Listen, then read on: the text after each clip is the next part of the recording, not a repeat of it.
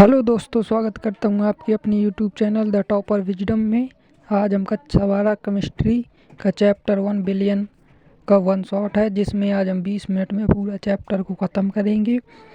चलो तो शुरू करते हैं। बिलियन बिलियन किसे कहते हैं? बिलियन किसे कहते हैं? बिलियन एक प्रकार का समांगी मिश्रण है, मतलब कि जिसमें कुछ मिला हो ऐसा मिश्रण होता है, जिसमें दो या दो से अधिक पदार्थों के समांगी मिश्रण को बिलियन कहते हैं। इसके दो घटक होते हैं, एक विलेय और एक विलायक। जो ज्यादा मात्रा में हो उसे विलायक कहते हैं, जो कम मात्रा में हो उसे विलेय कहते हैं। वैसे जो पदार्थ अधिक मात्रा में उपस्थित हो उसे विलायक कहते हैं, और जो पदार्थ कम मात्रा में उपस्थित होता है उसे विलेय कहते हैं। जैसे एक बर्तन है, इसमें हम भर दें पानी और कुछ थोड़ी चीनी मिला दी तो पानी हो जाएगा विलायक, चीनी हो जाएगी विलेय। विलयन दो प्रकार का होता है, एक संतृप्त विलयन होते हैं और कुछ असंतृप्त विलयन। संतृप्त विलयन किन्हें कहते हैं? जब किसी निश्चित तापमान एक फिक्स टाइम पर विलायक में विलेय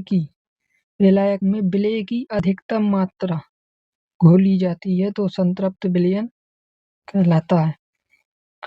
जैसे ये एक बर्तन है, इसमें निश्चित तापमान पर विलायक में विलेय की अधिकतम, मतलब विलेय ज्यादा कर दिया जाए और विलायक कम, तो इसे संतृप्त विलयन कहते हैं।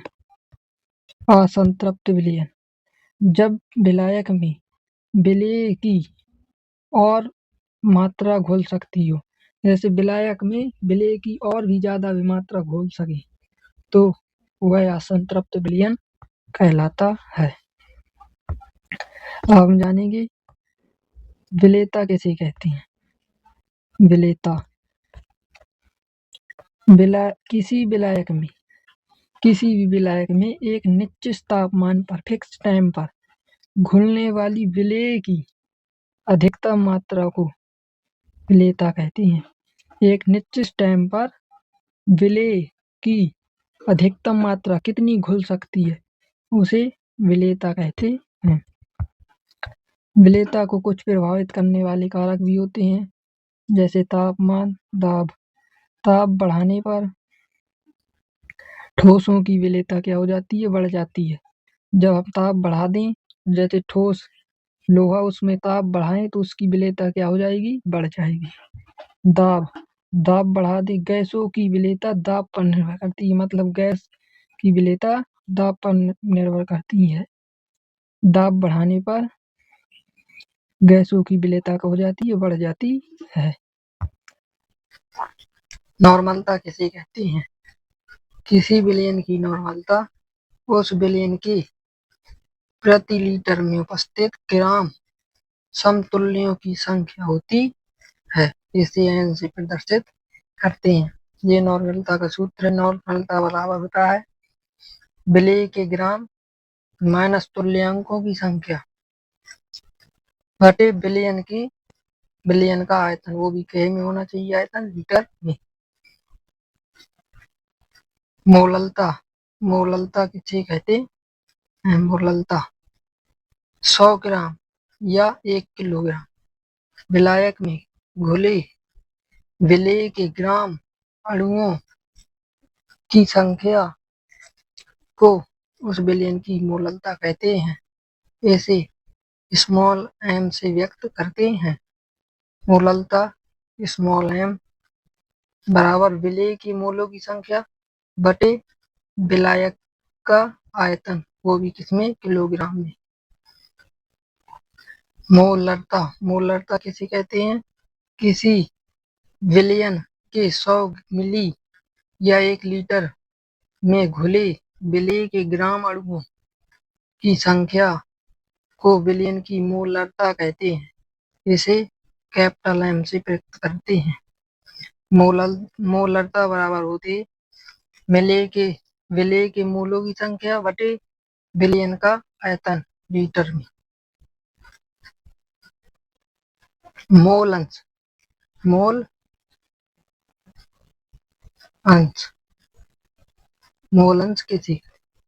अंश बिलियन में उपस्थित किसी एक घटक या अवयव के मोलों की संख्या तथा विलेय एवं विलायक के कुल मोलों की संख्या के अनुपात को उस अवयव का मोल अंश कहते हैं। बिलियन में उपस्थित किसी एक घटक का और अवयव के मोलों की संख्या, एक घटक के अवयवों की मोलों की संख्या और विलेय एवं विलायक की कुल मोलों की संख्या के अनुपात को मोल अंश कहते हैं। इसे x से व्यक्त करते हैं। माना एक बिलियन में विलेय Na मोल तथा विलायक में Nb मोल उपस्थित हों, तब विलेय के मोल अंश x बराबर सूत्र होता है Na बटे Na प्लस Nb। विलायक के मोल अंश Xb बराबर Nb बटे Na प्लस Nb। बिलियन में समस्त अवयवों के मोल अंशों का योग सदैव 1 होता है, अर्थात दोनों को जोड़ दें Xa प्लस Xb तो बराबर क्या होगा, 1 के बराबर होता है। अतः यदि किसी द्विअंशी बिलियन में एक अवयव के मोल अंश ज्ञात हो तो दूसरे अवयव के मोल अंश ज्ञात किए जा सकते हैं इसी सूत्र से। मोल प्रभाज किसे कहते हैं? मोल प्रभाज किसी बिलियन में उपस्थित किसी अवयव जैसे विलेय या विलायक के मोलों की संख्या और विलियन मिश्रण जैसे कहते हैं, विलियन ही तो मिश्रण है, में उपस्थित कुल मोलों की संख्या के अनुपात को उस बिलियन के उस अवयव का मोल प्रभाज कहते हैं। इसे कैपिटल X से व्यक्त करते हैं, अर्थात अवयव का मोल प्रभाज बराबर होता है अवयव की मोलों की संख्या बटे मिश्रण में कुल मोलों की संख्या। मिश्रण मतलब बिलियन में कुल मोलों की संख्या, तो मोल प्रभाज कहते हैं। हेनरी का नियम विलियम हेनरी ने सन 1801 में प्रयोगों द्वारा गैसों की द्रवों में विलेयता और उनके आंशिक दाब में संबंध ज्ञात किया और एक नियम प्रस्तुत किया जिसे हेनरी का नियम कहते हैं। हेनरी के अनुसार स्थिर ताप पर किसी गैस की द्रव में विलेयता बिलियन पर गैस के आंशिक दाब के अनुक्रमानुपाती होती है। ये सूत्र है S बराबर KT KHP, जहाँ S गैस की द्रव में विलेयता है जिसका मात्रक मोल लीटर इनवर्स होता है, और P बिलियन पर गैस का आंशिक दाब है, P का वायुमंडल जब वायुमंडल में हो, तो KH हेनरी स्थिरांक है जिसका मात्रक मोल लीटर इनवर्स वायुमंडल इनवर्स होता है।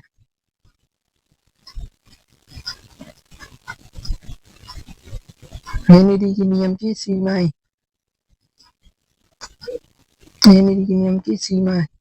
निम्नलिखित सीमाएं हैं। नंबर 1, गैस का दबाव अत्यधिक उच्च नहीं होना चाहिए। नंबर 2, तापक्रम स्थिर होना चाहिए।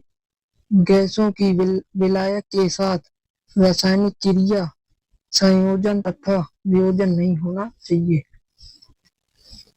रॉल्ट का नियम very important.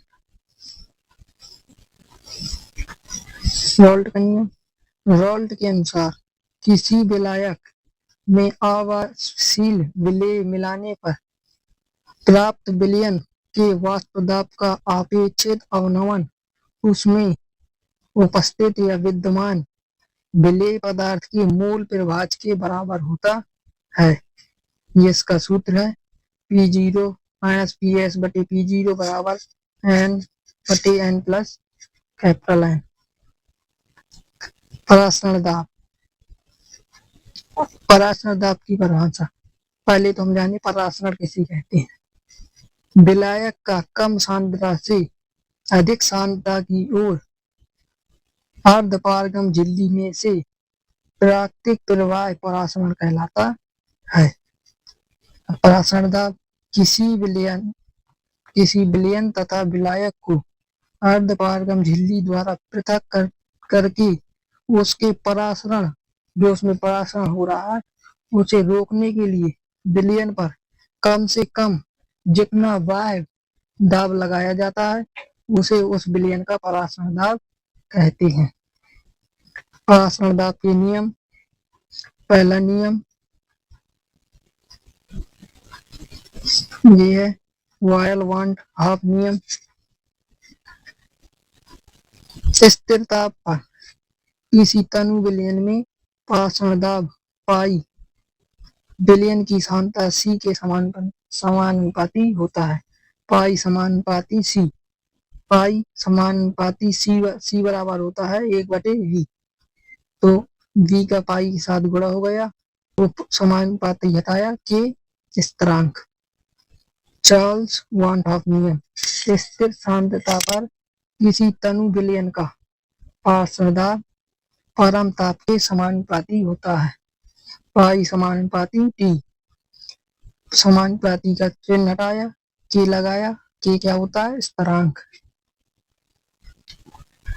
Avogadro want half नियम।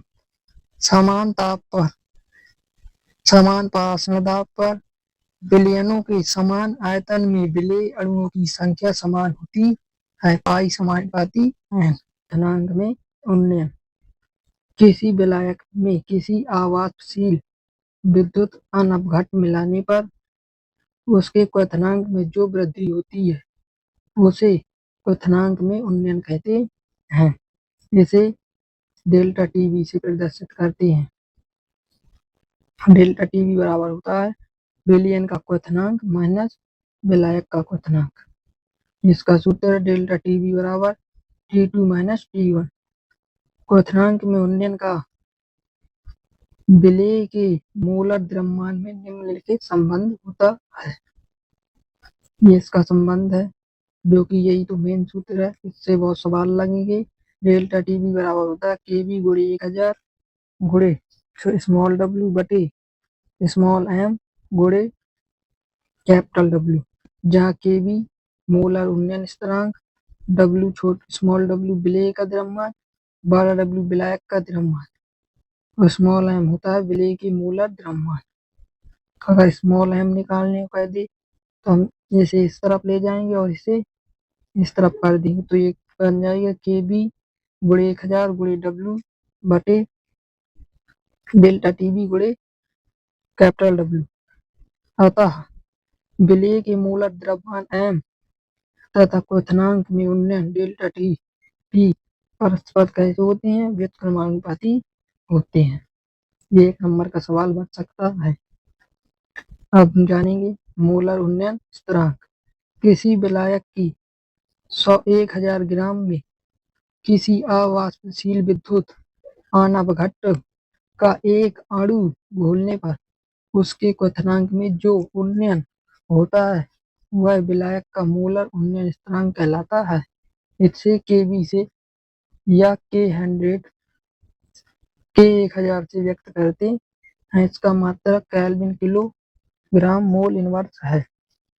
केबी बराबर होता है डेल्टा टीवी बटे मोललता।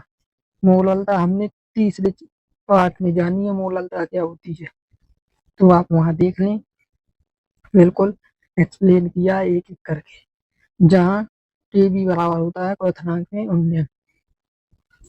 मोलर अवनमन स्थिरांक। किसी विलायक के 1000 ग्राम में किसी विद्युत अनवघट के 1 मोल को घोलने पर उसके हिमांक में जो अवनमन होता है वह विलायक का मोलर अवनमन स्थिरांक कहलाता है। इसे Kf से व्यक्त करते हैं। किसी विलायक का मोलर आवर्धन स्थिरांक Kf बराबर होता है छोटा m गुणे डेल्टा TF गुणे W स्मॉल कैपिटल W बटे 1000 गुणे स्मॉल w,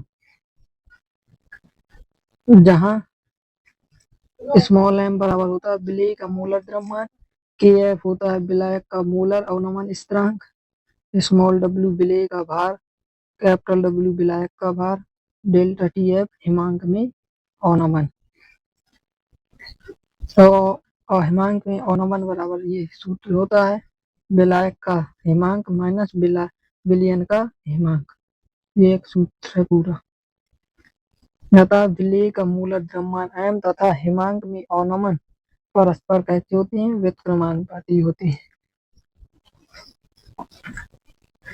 मोलर उन्नयन स्थिरांक और मोलर उन्नयन स्थिरांक, मोलर और मोलल उन्नयन स्थिरांक, ये क्योंकि एक सेम साइन होती हैं इसलिए इनमें थोड़ा थोड़ा अंतर होता है। किसी विलायक के 100 ग्राम में किसी आवासशील विद्युत अनघट्ट के 1 मोल को घोलने पर उसके क्वथनांक में जो उन्नयन होता है वह उस विलायक का मोलर या आणविक उन्नयन स्थिरांक कहलाता है। दूसरी ओर अब हम जाने ये क्या हो गया, मोलर उन्नयन स्थिरांक, इसकी परिभाषा होगी। अब कितना अंतर है देखना, इसमें 100 था, इसमें 1000 ग्राम और परिभाषा पूरी सेम। किसी विलायक के 1000 ग्राम या 1 किलोग्राम में किसी आवासशील विद्युत अनघट्ट का 1 मोल घोलने पर उसके क्वथनांक में जो उन्नयन होता है उसे विलायक का मोलर उन्नयन स्थिरांक कहलाता है। मोलर उन्नयन स्थिरांक को सापेक्ष K के प्रति 100 ग्राम या K100 लिखा जाता है, जबकि मोलर उन्नयन स्थिरांक को Kb से व्यक्त किया जाता है। मोलर उन्नयन स्थिरांक का मात्रक केल्विन मोल इनवर्स 100 ग्राम होता है, केल्विन मोल इनवर्स 100 ग्राम होता है, जबकि मोलर उन्नयन स्थिरांक का मात्रक केल्विन किलोग्राम मोल इनवर्स होता है।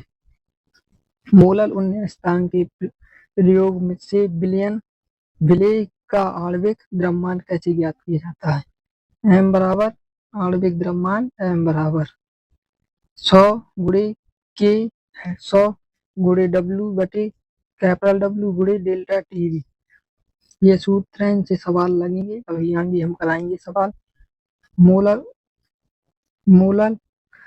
उन्नयन स्थिरांक Kb के प्रयोग से विलेय का आणविक द्रव्यमान का सूत्र ये होता है m बराबर 1000 गुणे Kb गुणे छोटा w बटे कैपिटल W गुणे TB, डेल्टा TB। हिमांक में अवनमन के बारे में जानते हैं। किसी आवासशील विद्युत अनघट्ट को किसी विलायक में घोलने पर विलायक का हिमांक कम हो जाता है। क्या हो जाता है? कम। हिमांक में इस कमी को हिमांक का अवनमन कहते हैं। हिमांक में यह कमी विलेय पदार्थ की मात्रा के समानुपाती होती है।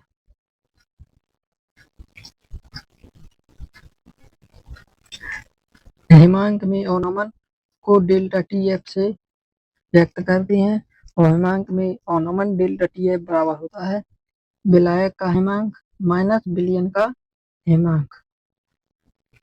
हिमांक के अवनमन में किसी आवासशील पदार्थ के मोलर द्रव्यमान को निम्नलिखित सूत्र से ज्ञात किया जाता है। छोटा m बराबर 1000 गुणे Kf गुणे W बटे डेल्टा TF गुणे कैपिटल W, ये सब सूत्र सेम से हैं, थोड़ी थोड़ी अंतर है। जहाँ छोटा m बराबर होता है विलेय का मोलर द्रव्यमान, Kf विलायक का मोलर अवनमन स्थिरांक और स्मॉल w विलेय का भार और कैपिटल W विलायक का भार, डेल्टा TF हिमांक में अवनमन। हिमांक में और नमन बराबर सूत्र अभी ऊपर बताया था, वो सेम यही है। अतः विलेय का मोलर द्रव्यमान m और हिमांक में और नमन डेल्टा TF परस्पर क्या होते हैं, व्युत्क्रमानुपाती होते हैं। चलो तो वीडियो यहीं खत्म करते हैं। अगर वीडियो अच्छा लगा हो तो लाइक करें, सब्सक्राइब करें और अपने दोस्तों के साथ शेयर करें और कमेंट करके बताएं वीडियो कैसा लगा। धन्यवाद।